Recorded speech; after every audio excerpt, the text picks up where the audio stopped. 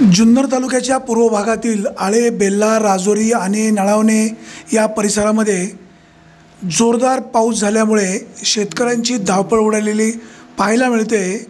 आज सायंकाळी 4 वाजण्याच्या सुमारास आळेफाटा, बेल्ला, राजुरी आणि नळावणे, उंचखडक या परिसरामध्ये मुसळधार पाऊस पडत आहे। यामुळे शेतकऱ्यांची देखील तारांबळ उडालेली पाहायला मिळते। Bureau report, Vighnar Times, Alephata.